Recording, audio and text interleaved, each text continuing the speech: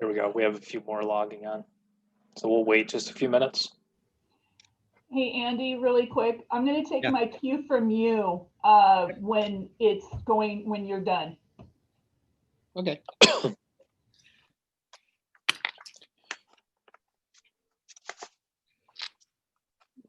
Over here.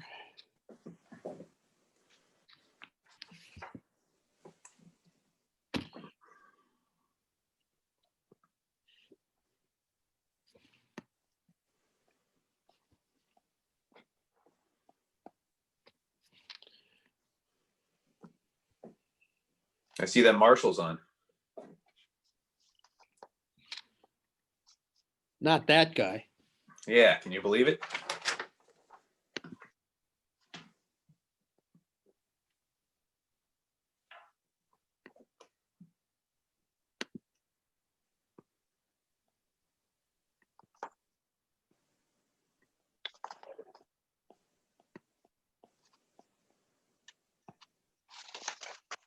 Hey, Ken, we do have a couple like Josh Haskell's on, so we have some attorneys on the line. I know you were asking about that.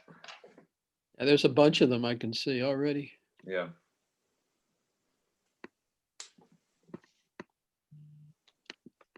Well, should we begin? Is everybody ready?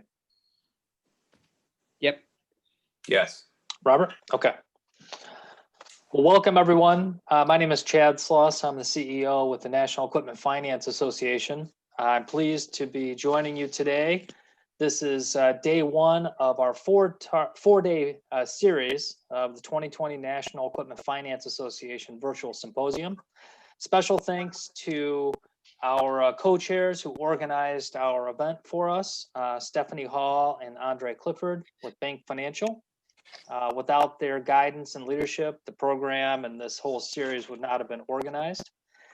Additionally, we must thank our sponsors, which include, we have two diamond sponsors that have stepped up and are participating and supporting this event through this four-part series.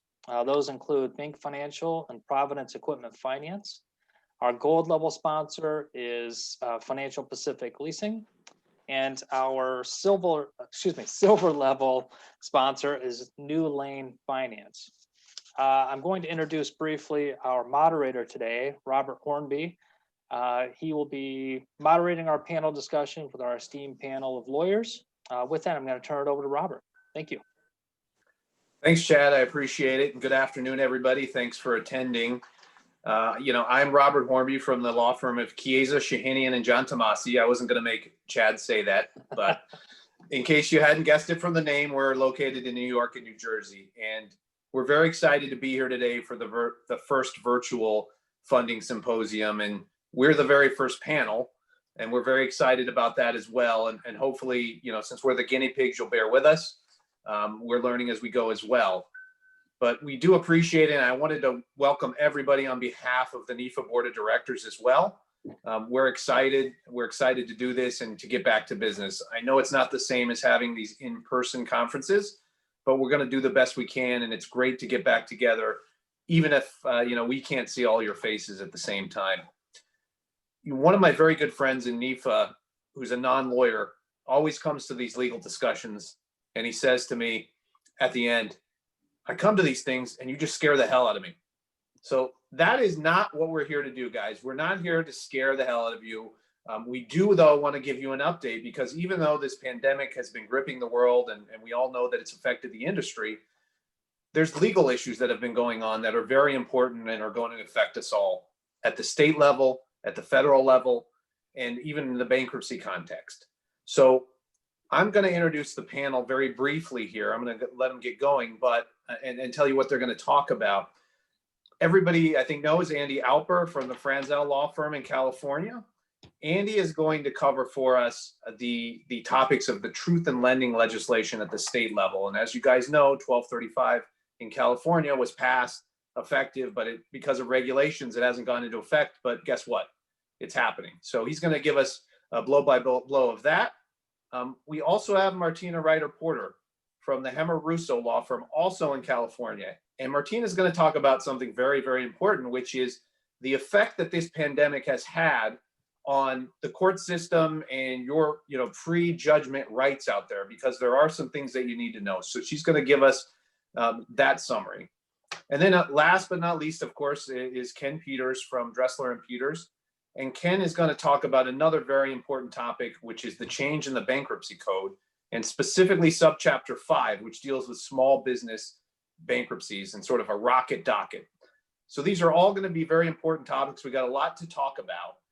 And I'm in a minute, I'm going to hand it over. But what I wanted to say first is, if you look up, it depends on what you have, but if you look up on your the top of your screen, you'll see a little Q&A bar or button.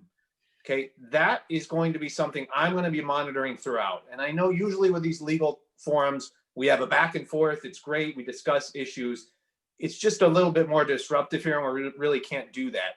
So if you put your questions in the Q&A, at the end, I will go through the questions. We'll leave some time. I'll give it to Andy or Martina or Ken or whoever it's to, and we'll discuss the topic. So please, as we go, whatever it is, send it to me. I'll pass it on to them. So again, we have a lot to cover here, and I think it's a lot of great things. And as you know, lawyers love to hear themselves talk, and nobody more so than Andy. So I'm going to pass it over without further ado to Andy. And thanks, guys, again for coming. Appreciate it. Good morning to everybody. And if you're on the East Coast, good afternoon. My name is Andy Alper, and I'm going to chat a little bit about new truth in lending disclosures, mostly in California, that will probably go into effect on July 1st of next year. I guess I'm actually done talking, and I can pass it on to Martina, since Robert said, don't scare anyone. And so I guess I'm done. Martina, go ahead. No, actually, I guess that was my chance of levity. Probably didn't work. This seminar cannot be a tutorial on how to prepare disclosures that you're going to be required to prepare in loans or other types of commercial financing of $500,000 or under in the state of California. There's no time for it. I've been given 15 minutes to talk, and so I'm just going to give you kind of an overview of the law. I also have my own thoughts on the law, and maybe there are ways to navigate these laws which may avoid some of these disclosures. I'm not going to talk about those today either. For one reason, the law is not finalized yet.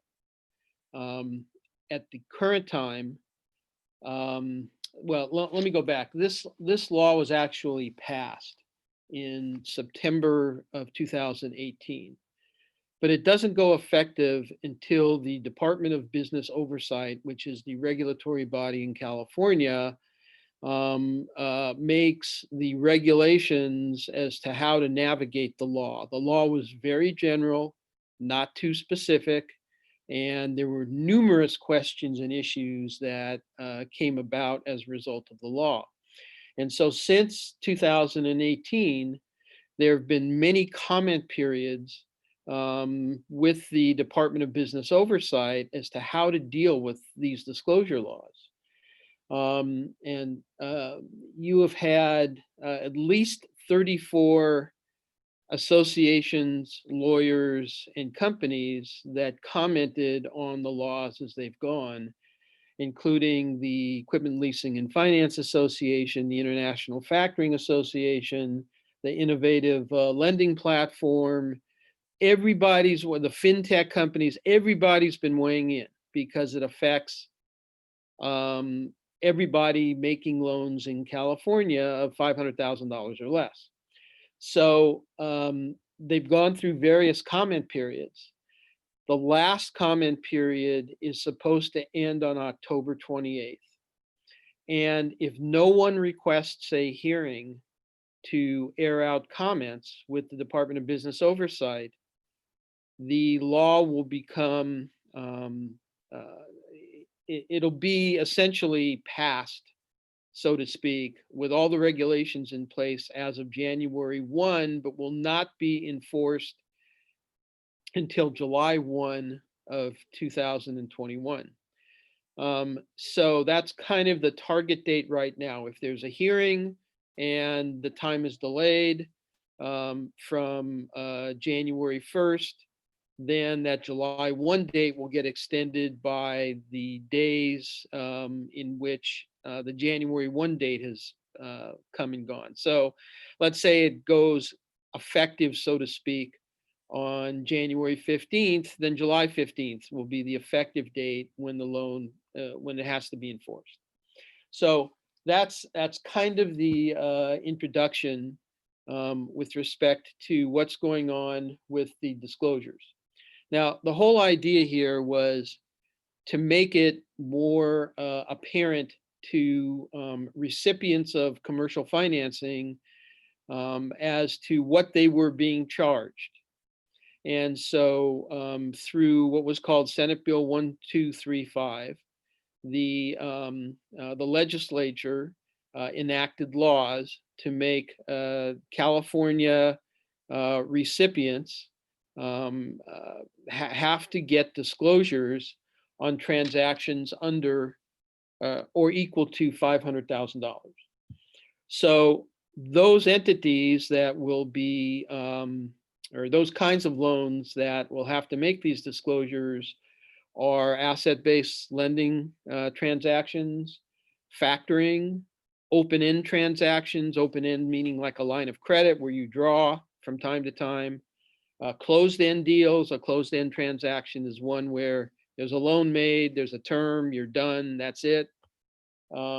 Accounts receivable purchasing and lease financing. Now, let me say something about lease financing. Lease financing means where a lender is getting a security interest and is not a true lease as defined in the commercial code. So if you have a true lease under the commercial code definition, it is not part of the disclosure requirements. That, by the way, is something that the Equipment Leasing and Finance Association fought very hard for and got. The exception for true leasing. And there was some thanks should go to Scott Reel and his subcommittee that worked very hard to get that. That subcommittee also tried to knock out any Article 9 security interest, wasn't successful, but you can only try. Now, this law goes to a provider of commercial loans. And it's a provider to a recipient, and a recipient is defined as someone who's getting commercial financing of $500,000 or less. So that's what this loan is designed for. It's also designed for persons and entities whose business is principally directed or managed in California. Principally directed or managed in California. So it's not necessarily a California corporation under the regulations that this is defined for, but a business that is in California that's managed or directed. Now, what are the various exemptions in which you don't have to make these disclosures?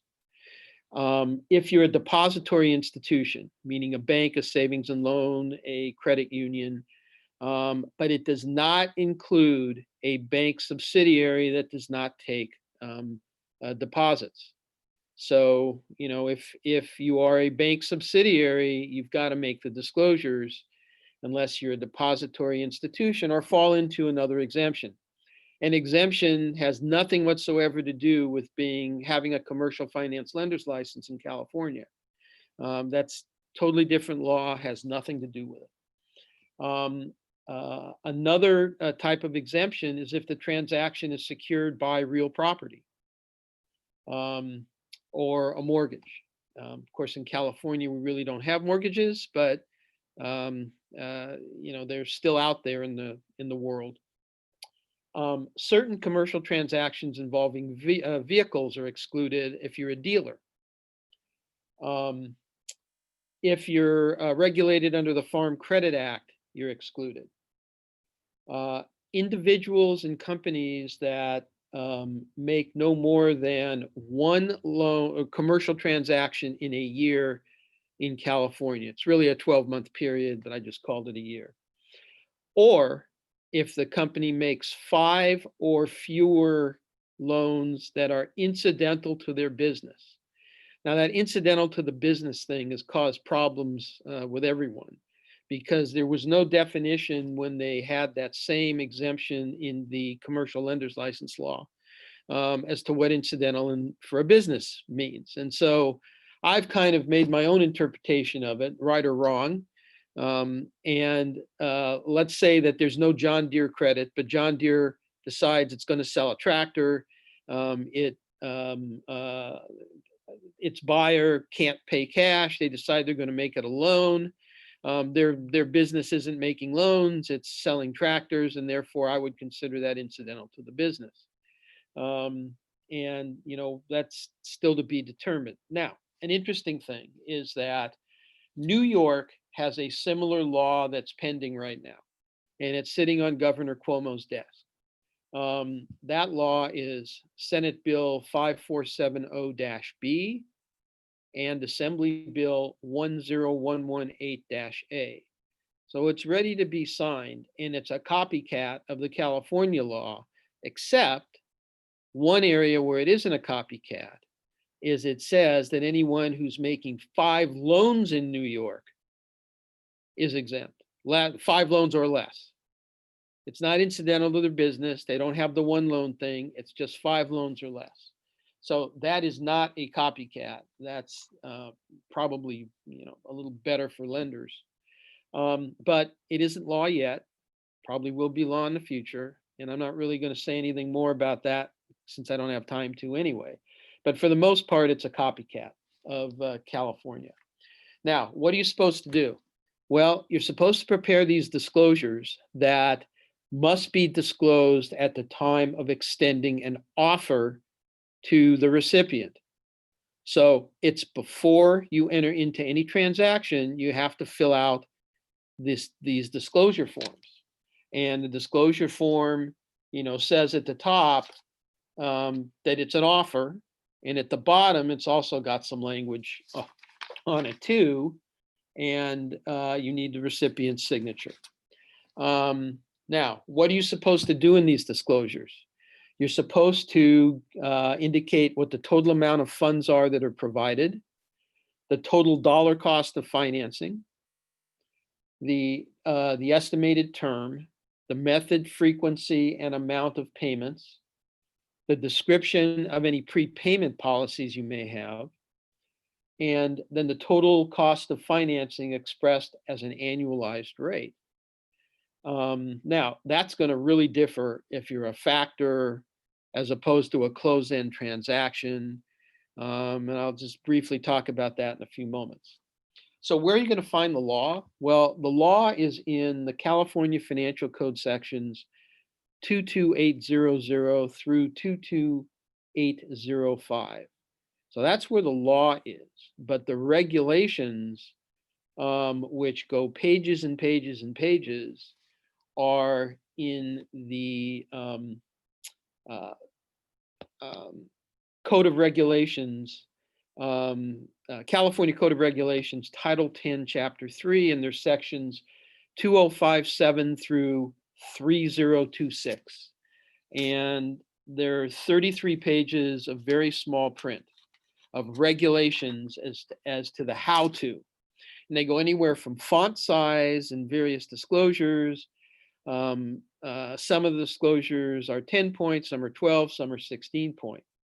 At the end of the disclosure, it specifically says, California law requires this information to be provided to you to help you to make an informed decision. By signing below, you are confirming that you've received this information. So then you have a recipient signature and a date.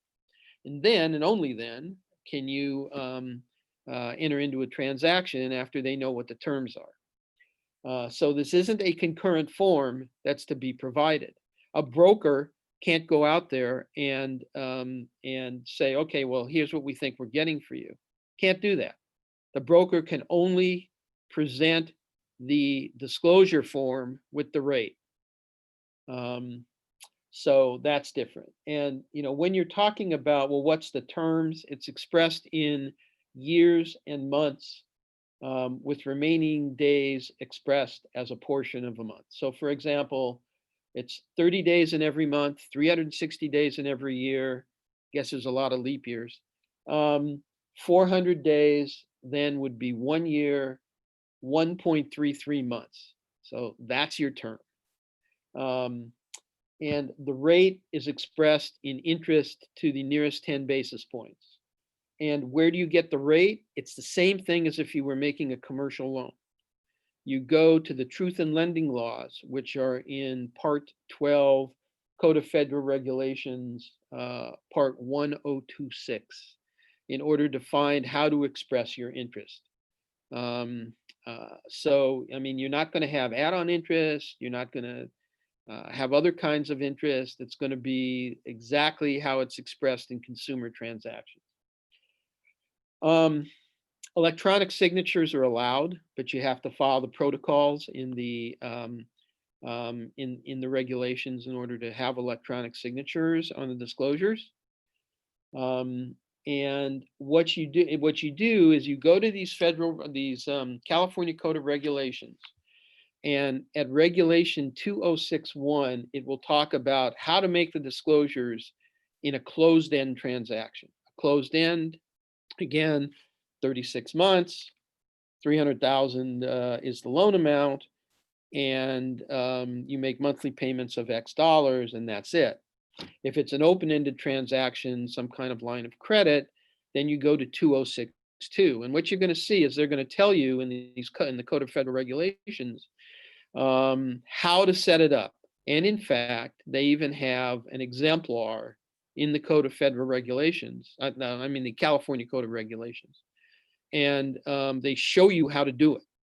So it's pretty helpful in that regard. When you have a factoring transaction, it's in Regulation 2063. A sales-based financing disclosure is in 2065. A lease financing disclosure, 2066. An asset-based lending deal, 2067, and 2068 applies to anything else. So you need to go to those California codes of regulation to figure out how to prepare these disclosures and what's going to be in them. Now, with respect to something like factoring or asset-based lending, where it's kind of open-ended, you're supposed to provide an example. You can't obviously provide, the actual amount that's going to be financed because you don't know until such time as you actually do it. So you provide an example, and Regulation 2064 gives you the way to provide an example. So it's there, you just got to go find it. So it's going to take a little bit of work in order to get used to this, but once you do it, hopefully it'll be easier for everybody. Code of Regulation 3021 has an asset-based lending example, and 3022 has a factoring example. So again, hopefully that will be helpful. So that's kind of the overview, since I had all of 15 minutes to talk about this, and hopefully I didn't run too far over, with respect to what's coming down the pipe. Let me just talk about one other thing that's unrelated, and this leads into Martina's presentation. There was a case that came down in 2019 called Handouche versus Lease Finance Group. And if anyone wants a cite to it, it's 41 Calap 5th 729. And this case was somewhat unique, new, and not so great. In California, pre-dispute jury trial waivers and documents are not allowed. I think Georgia may be the only other state that does that. And everywhere else, you say, I waive jury trial, it's conspicuous. And therefore, most courts are going to go ahead and enforce that, but there's no jury trials. And of course, lenders don't want jury trials because juries are not always kind to lenders. Now, if you have a form selection clause in your document, so, the form selection clause says Any and all disputes must be in the state of New York. Those are enforceable so long as a form selection clause is reasonably related to the transaction. If the parties are in New York and Los Angeles and it says, yeah, you have to litigate anything in Alaska, well, that's not enforceable because it's not reasonably related to the transaction. It's pretty, throughout, everybody throughout the country has form selection clauses. They use them. They want them. They want to drag the borrower, the lessee, whomever, into their home state. And it makes it easier for them to litigate. It's more cost effective. Their witnesses are there, their books, their records, everything else. So they've been enforceable. All right. So California, in this Handouche case, the lessee on some credit card processing equipment decided to file a lawsuit against the lessor in California. And the lessor said, hey, wait a minute, you can't do that because our form selection clause says it's got to be in New York. Well, because New York enforces a jury trial waiver and California does not, the California court said, we're not going to send this to New York because they're not going to enforce, they're not going to allow the lessee to have a jury trial. And we allow them in California to have a jury trial, and those waivers are not effective. And so the appellate court agreed and said that, no, you can't take this to New York, and we don't care about your form selection clause because it conflicts with our no jury trial waiver law. And so it went up on appeal. The lessor lost. It was appealed to the Supreme Court in California, and then the appeal got abandoned, which is unfortunate because I know the DLFA was going to do an amicus brief in favor of the lessor, along with some other groups as well, saying that's not fair. Anyway, it got abandoned for other reasons. And so that never happened. So that's the law here. If you've got a jury trial waiver in a document and you're going to try this case in California somehow, and you've got a form selection clause, it's a problem. Now, are there ways around it? Yes, but I just want to, I'm leaving you with this case with my allotted time, and that kind of dovetails into Martina. Thank you so much, Andy. For those that don't know me, my name is Martina Ryder Porter, and I'm a partner at Hemar Russo and Heald.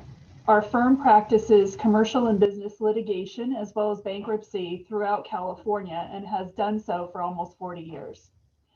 It is a challenging time, but as Robert pointed out, we're getting back to business now. We don't want to scare the hell out of you without giving you some tools today to be able to look at your matter, talk to the attorney, and figure out where you can go as far as doing a workout and what you can do as far as attempting to get your equipment back if essentially a workout is not feasible. As far as currently with California, there have been some exciting opportunities with regards to new technological advances and greater remote access to the courts. We've had recent cases where even with the restrictions in place, judgments have been entered, motions have been granted, and we have been able to move forward on recovering monies as well as equipment. Most of the courts that were closed due to the pandemic back in the summer and the spring have, for the most part, the 58 counties have reopened. The other positive is that the clients are beginning to save time as well as money because the courts are allowing you to appear telephonically, via virtual appearance, and via Zoom. This has not been the case in the past. This saves the client from having to fly or drive, possible overnight stay, as well as less time out of the office. This week, I have a mandatory settlement conference. Our client is back in Connecticut. They are allowed to appear telephonically as well as our office, And then we're going to attempt to settle the matter all through this mandatory hearing. A few weeks ago, the presiding judge continued out all civil trials for a couple of months. But the judge in my particular case in downtown Los Angeles let our trial on. And essentially, when I found this out at the FSC, I presented a declaration for the client along with exhibits. At the date of trial, the client as well as myself appeared telephonically. The client testified, authenticated the documents that had been provided previous to the hearing, and at the trial, the judgment was entered. I think essentially some of the judges are trying to keep the businesses in California and keep things, as Robert said, rolling along. Given all of the recent enactments and the court mandates, one of our goals today is to give you some tools and help you navigate through some of your options in not only recovering your equipment, but with regards to the deficiency balance owing.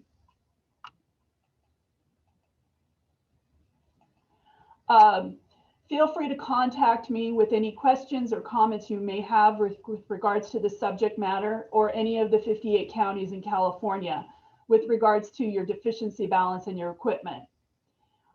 Many of you have reached out in order to attempt to work out a settlement. Many of you have reached out to your customers in order to have them surrender the equipment if there is no workout that is feasible. And many of you have reached out in order to have self-help remedies under your contract in order to recover your equipment.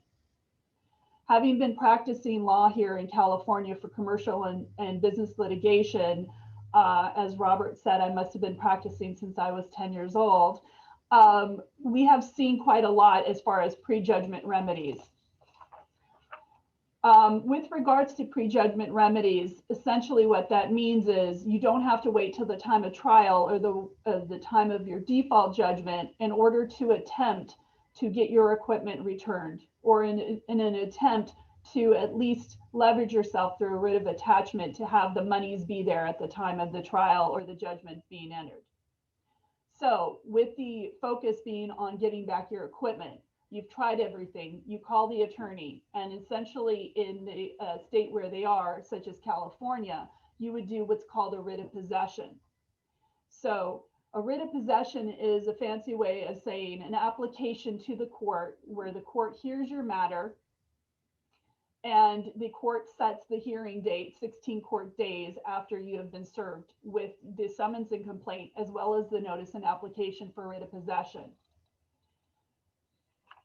The court will basically look at two requirements, which is one, the legal standard. One is there a probable validity that you will prevail at the time of the trial or your default judgment?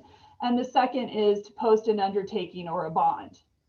I would go into greater detail for the undertaking, but we have a bit of a time constraint right now. So if you have any questions with regards to that, I will give you greater details. But there is one thing to notice, which is if the court finds that the defendant or your customer has no interest in the collateral or the equipment, then the bond and the undertaking will be waived. For those that are not familiar with writ of possession, when the defendant is basically brought into court, it is through the application.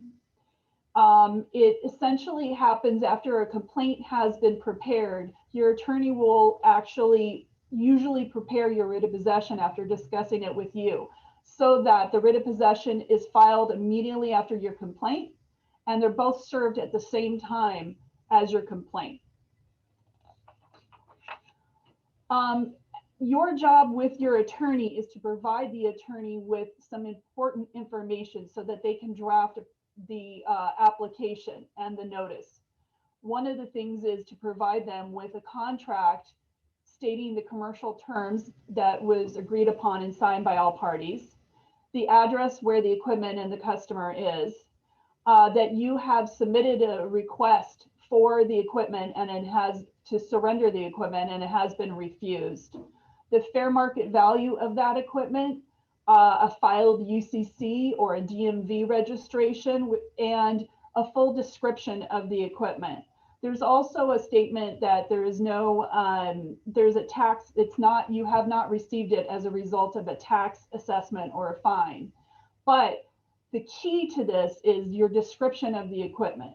Whether you have a serial number or a VIN number, any kind of catalog of pictures, because a sheriff, once they get that writ of possession, will go into a building full of equipment and just kind of throw up their hands if they don't have that information, which is vital to its success. There is another aspect of a writ of possession, which is important for all basically lessors to know, which is if you get a call from a third party or the customer, and they basically say anything that seems alarming or suspicious with regards to your equipment, you want to get as many details as possible and reach out to your attorney with those details. In California, you can actually go in on what's called an ex parte writ of possession. And that gives the defendant 24 hours notice prior to the hearing to go in when they find, the court finds there's a danger to the equipment. Maybe they call you and they are removing it from the state. It's being substantially impaired in value due to destruction, or they're just really not taking care of it in a reasonable manner. They're concealing it, or they've transferred the equipment. You do need to call the attorney, because essentially there's two other things that the court looks at, which is as long as the equipment was received in the ordinary course of trade or business, as well as the court needs to find that it is not necessary for the support of the defendant or his family. Once granted, whether it's an ex parte or it is an ex parte writ of attachment, then you take the signed order to the sheriff's office. Again, it is important that the sheriff, as part of the instructions to the sheriff, that you do have a full description. If you can include the size, the weight, the special needs it needs to be handled, how it needs to be removed, or if there's a specialist that you need to provide in order to dismantle it. All of that information is key to success with regards to getting the sheriff to go in and recover that equipment. Now, over the spring and the summer, when it became a bit difficult in California for the sheriff's office, either they were partially opened or they were not processing your writ of possession, our office switched gears and started focusing in on the turnover order. Now, a turnover order is part of your application for writ of possession, and you can basically request that the court have the defendant transfer possession of the property to you. It's a notice to the defendant that such property should be subject to, it should basically be with the plaintiff, and they will be held in contempt if they refuse to transfer that possession. So what we've been doing is taking that transfer, the turnover order, and serving a demand letter on the defendant demanding immediate surrender of the equipment.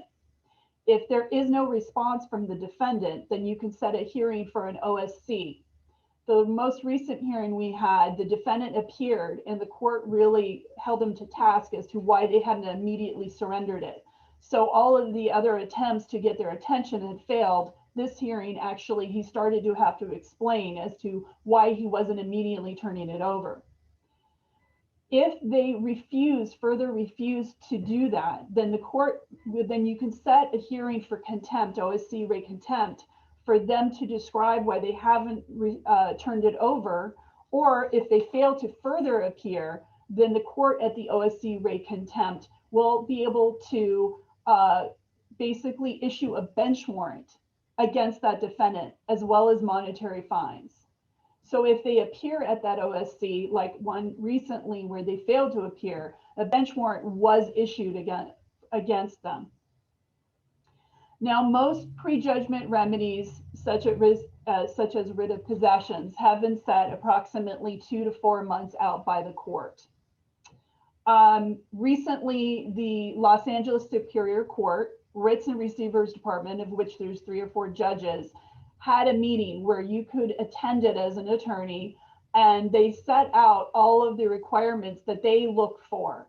They also went into housekeeping details as to how they would have it filed now with all of the restricted access And they really laid out as if you want a successful case, they wanted it to be set up a certain way, but they did give you exactly how to lay it out. There is further good news as far as the courts, because most courts in the past, you would have to take a runner or you would have to run the complaint down through your office to the court. Most courts in California have switched to e-filing or turbo filing. This has been what you do is you take the summons and complaint or your motion and you email it to the court. Once they accept it, they will email to the sender the file stamped copy. Then that will go out for service. This cuts the added expense of time and money for a runner to hand deliver anything. And it basically assists you, especially if the court is partially staffed, because it makes it more economical and efficient for them to be able to process it. This week, San Diego County switched to e-filing. A few months ago, San Bernardino County switched to e-filing. A number, I think it was early last year, Los Angeles switched to e-filing, and they continue to process most pleadings very quickly as a result. On April 6th of this year, the California State Judicial Council, in reaction to COVID-19, adopted Emergency Rule 9. What that does is it extends the statute of limitations in California for all civil cases. So that in California, the civil case is tolled from April 6th of this year through 90 days after the governor lists the state of emergency due to COVID-19. California also recently increased the homestead exemption. I can't go into a lot of details right now because I want to get to two other subjects, but if you have any questions, essentially the homestead exemption was increased from between $300,000 to $600,000 depending on where the defendant lives. This will apply to a property which is deemed a primary residence, not a vacation home or a rental property. So it has limitations as far as useful leverage is against a guarantor. Another recent change was last year in October. The court essentially said if you're going to do a bank levy, the amount left at that banking institution under the name of the defendant would be restricted so that in the bank, they would leave an amount of no less than $1,788. This amount was calculated by the State Department of Social Services as what a family of four needs to be able to get by for a month. The last thing that I briefly want to touch upon is the other prejudgment remedy, which is a writ of attachment. Now, if you find that your guarantors or the borrowers or your lessors have real property or have assets in a bank account, so you deem that to be very highly collectible, what you want to do is a prejudgment remedy where you go in and try to either put a lien on their real property or you levy on their bank accounts to hold that money until the time of trial or the time that judgment is entered. Recently, last week, we had 2 ex parte writ of attachments granted, and that again would be 24-hour notice because there was an open escrow found so that the monies, once they are paid, the remaining monies that are paid as a result of that escrow would go directly to the creditor. Being able to recover your equipment and get your balances owing can drop tremendously when you sue in another state where you are unable to levy. In this economy, you want to be in the state court and get your prejudgment remedies as soon as possible if you have the assets that are located. Also, the threat of pulling your equipment means more when you are in your own backyard. Lastly, I wanted to say thank you again to the NEFA committee for asking us to be part of this legal panel, and I couldn't pick a better group of guys to be able to do this with. I will now be turning this over to my esteemed colleague, Kenneth Peters, whom will be touching upon Chapter 5 bankruptcies. Thank you so much. Thank you, Martina. Much appreciated. Hi, everybody. I'm Ken Peters. I know a lot of you. The new bankruptcy laws can have a financial impact on funders and financing companies at NEFA if a small business borrower or lessee files bankruptcy. Many of you, of course, have had that extremely unpleasant experience of sitting at your desk and seeing that one of your borrowers or lessees is filed for a bankruptcy. The new bankruptcy law is going to make that a teeny tiny bit more palatable. I'm not making any huge promises that you're going to say, whoopee, I'm going to get all my money paid up front all of a sudden. Of course, that's not going to happen. However, the new bankruptcy law is going to, in my opinion, based upon handling some new subchapter 5 cases, I've handled about 7 or 8 so far, which is actually quite a few considering the law was only passed about a year ago and went into effect in February. My experience is that you're going to find that it is slightly less burdensome on you as a NEFA member who's a lender or otherwise participating as a financial entity in the marketplace. The new law is known as the Small Business Reorganization Act, and it can impact your bottom line, as I just suggested, in a positive direction when and if your small borrowers and lessees file for bankruptcy. Now that I've spoken quickly and kind of caught up a little bit and where I'm supposed to be in my handwritten notes, let me tell you a couple of common sense takeaways from this brief presentation. And so if you have 2 takeaways, and this is mainly directed toward the business people as opposed to the attorneys, but I'm going to get into some legalistic issues, time permitting, toward the end of my 10 to 15 minute presentation. The first takeaway from the new law on bankruptcy that again only went into effect in February on which is called subchapter 5, and it applies to small debtors, which effectively was just increased, at least on a temporary basis, and I expect it will go up on a permanent basis to debtors who have $7,500,000 in liquidated debt. That's a painting with a broad brush. There's some nuances, but they're beyond the scope of this presentation. So takeaway point number 1, the already short and perhaps draconian bankruptcy deadlines have become tighter in subchapter 5 bankruptcies. Subchapter 5 is the new law on small business bankruptcy. So don't delay in handling the bankruptcy that may cross your desk if you're a business person.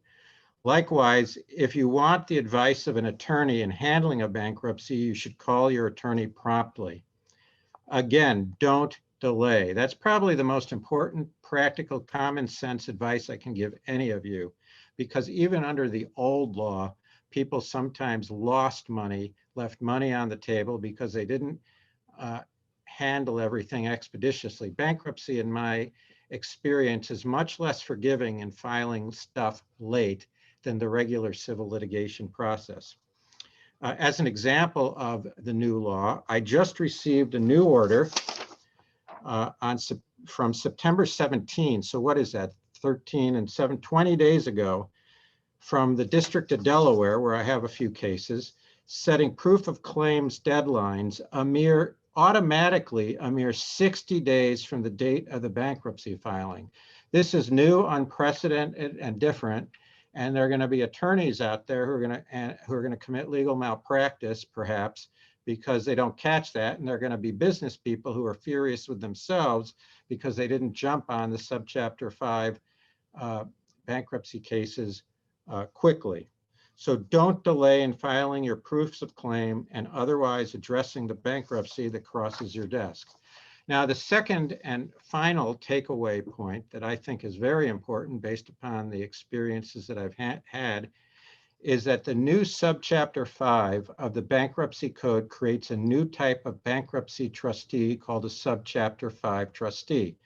This is simply different in the kind of trustee than you're previously accustomed to dealing with. And my statement there goes out to not only the attorneys in the audience, but also the business people.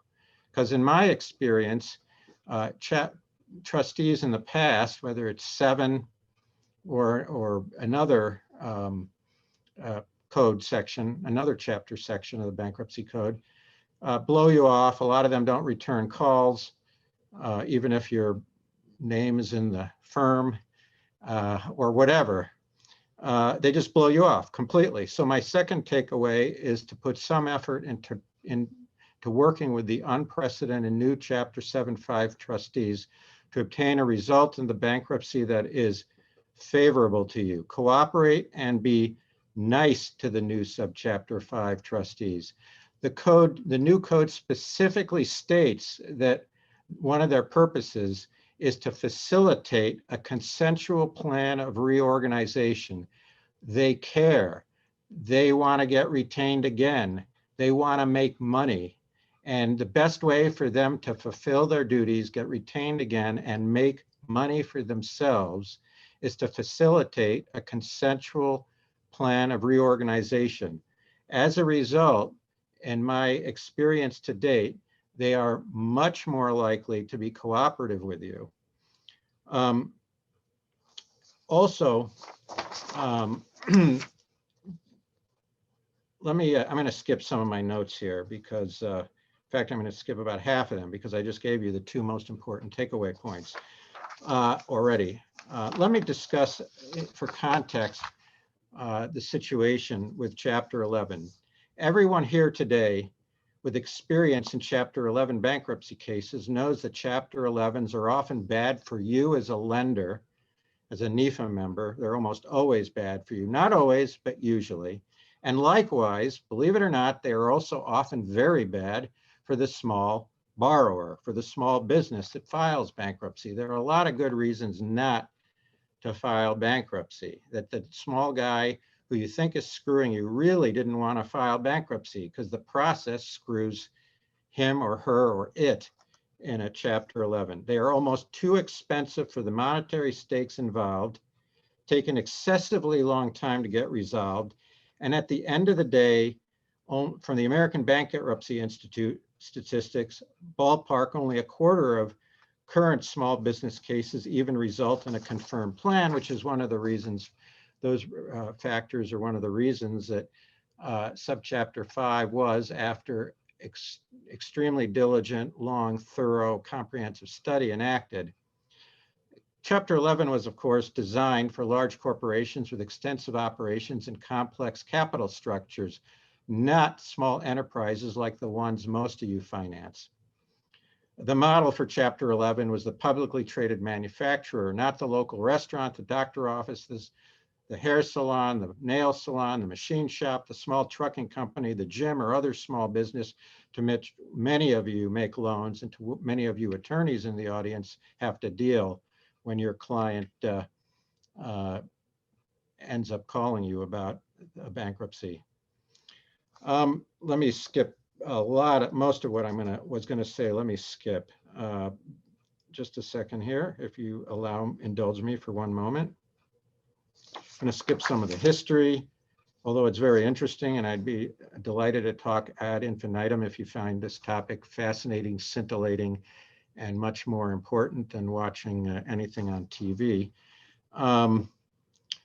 Let me give you an example. I'm actually skipping about 80% of what I was going to say, but let me conclude with an example of a very positive experience that I had with Subchapter 5.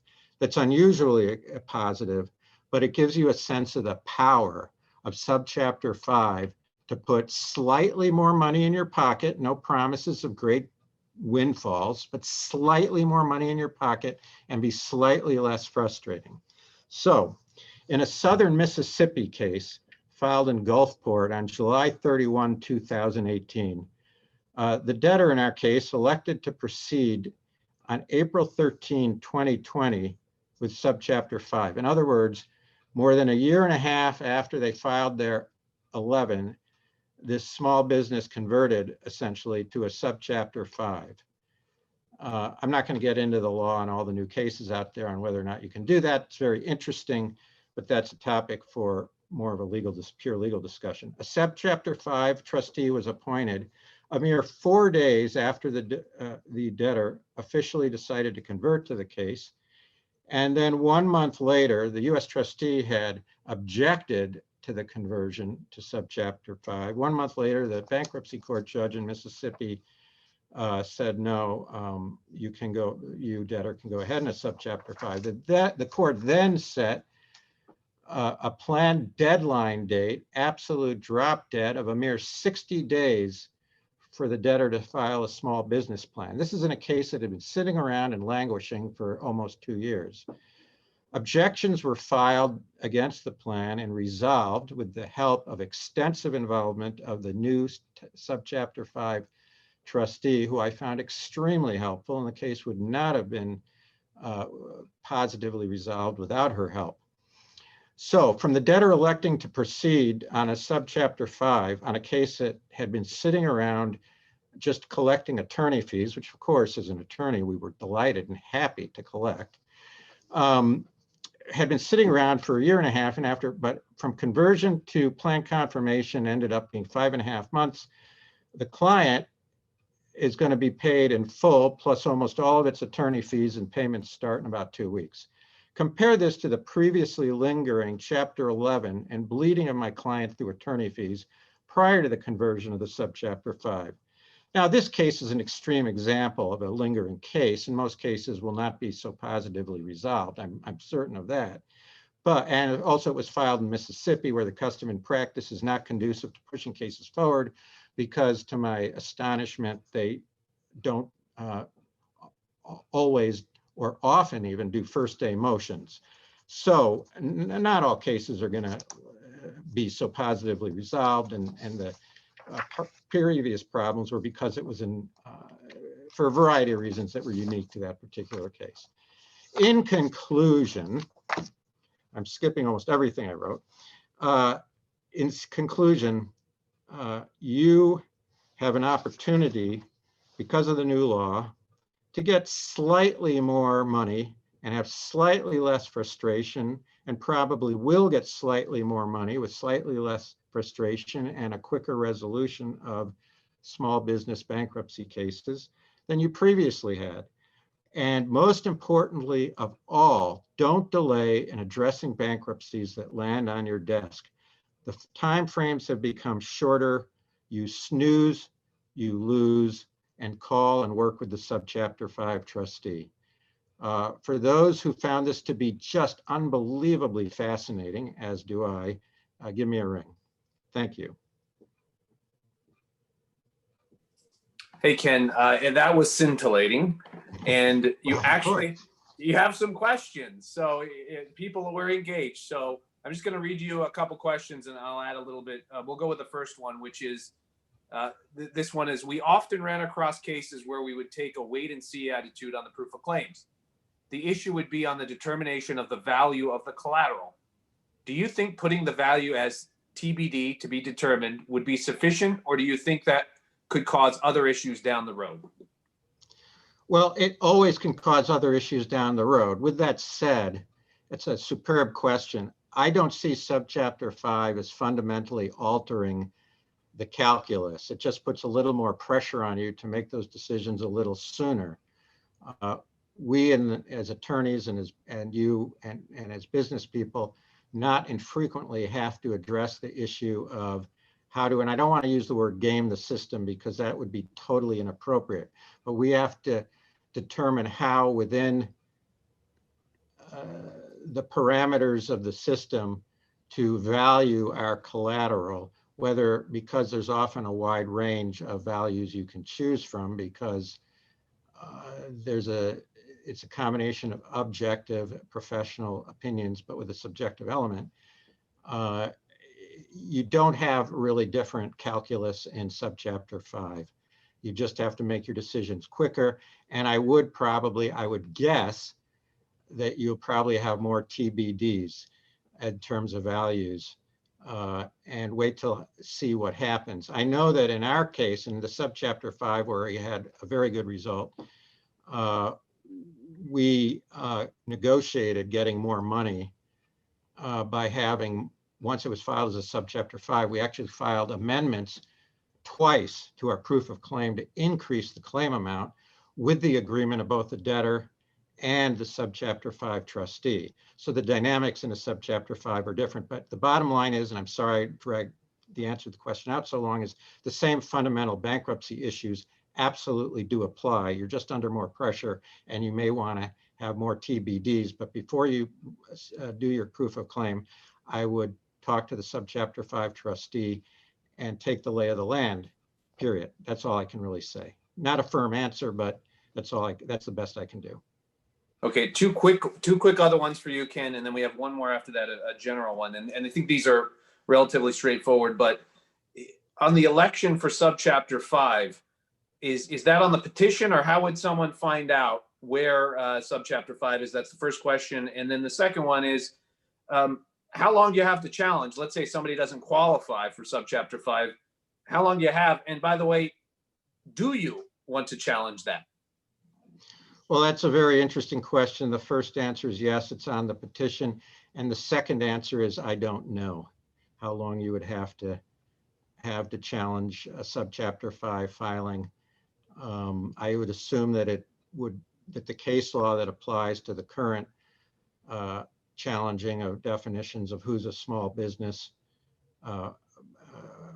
under the definitional section of the bankruptcy code I would guess that those cases would still apply, at least the spirit of those cases. Maybe Ken, I Andy think or Martina. it's actually 30 days from the 341, I think. Okay, well, then that's the answer. And so I guess the bigger, broader question for you is, would you challenge it? I don't know. That's for a more higher, that's for Robert, you tell me. I know you've went into the issue of subchapter 5 and have given talks on it. So you tell me what you think.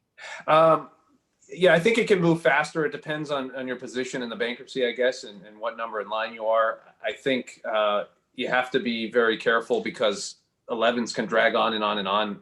And I think this is a faster process. So if you want to get in and out, you'd have to think long and hard about it. And, whether or not you think you're going to get something at the end of the day. So I agree with you. It's sort of it's a hard question to answer.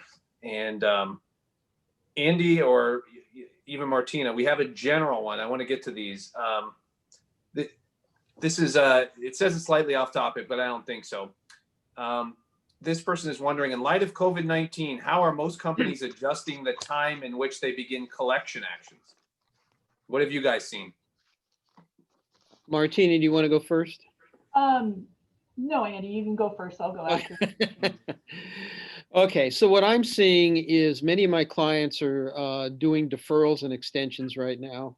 It's not unusual to see 90-day deferrals. And I'm seeing a lot of forbearance agreements as well.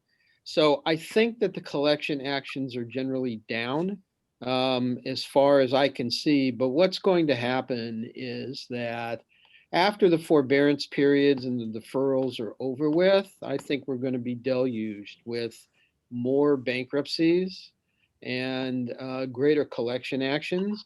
One thing, though, that you really need to think about if you are taking a collection action and you're taking possession of the equipment to liquidate it, the market stinks. You have fewer businesses that need equipment right now because they're not operating, especially in the small ticket arena. And so what are you going to do if you decide that you're going to take possession of the equipment? You end up trying to follow the process to liquidate it under Article 9. But by the same token, you may have issues with price. Now, we all know price is not a determinative feature under Commercial Code Section 9627, but nevertheless, it's going to create defenses. So I would be very careful with respect to taking possession of equipment, liquidating it, how it's to be liquidated, and when you choose to do it, so that you don't create what's called a strict foreclosure in that, because you didn't proceed in a commercially reasonable manner or not at all after you've taken possession of the equipment, you may not have any deficiency. And Martina, I'm going to jump in. You can answer that question, but I'm going to give you the last question because you can answer that one and there's a question for you. So the last question is, you can not only expand upon what Andy said, but it also is, the question is, what is the success of getting an emergency replevin? Because obviously most creditors say that their collateral's at risk, and there's a lot of judges that just aren't going to grant them. So I'll give you those and you can close it out. That's one of the things is essentially 100% agree with everything that Andy said, that we've been doing quite a few of workouts, modification, forbearance agreements. We had one client that did 4,000 in a period of 2 months. And they're looking for us to help and assist them with workouts.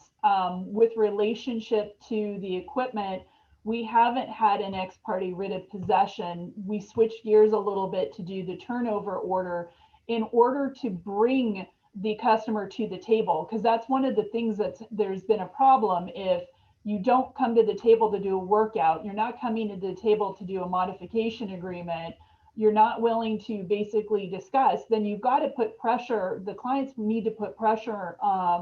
That's what we're getting from our clients, is you need to put pressure to bring them to the table to figure out where there is a middle ground, at least temporarily, until business is 100%, back. As far as, so an ex parte, they have been more towards the writ of attachments and relating to real property than they have been to the writ of possession. Great. And I know we're a little over time, so I'm going to say, everybody, thank you so much. We appreciate the questions. It was great. I know Chad and Blair are probably going to kill us for running over, but just remember that starting at 2:15, so in 10 minutes, productivity in the remote environment is starting, and you should all jump on that. And I'm hand it over to Chad. Great. Thanks, everyone. Appreciate you all joining us today. And this was an excellent program. We did record this, so it's going to be available for you. And as Robert just said, please feel free to join us at the next session starting in about 8 minutes. Thanks. Have a great afternoon. Thank you, guys. Thank you.